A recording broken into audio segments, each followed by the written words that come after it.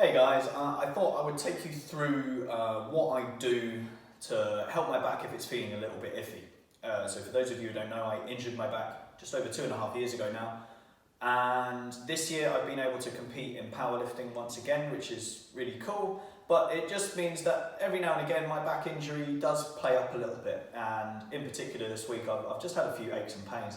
So I have a little routine that I'll do here and there that just helps to get my back to feeling better. I thought maybe you'd like to see some of these movements and it may help you if you suffer from a few back niggles.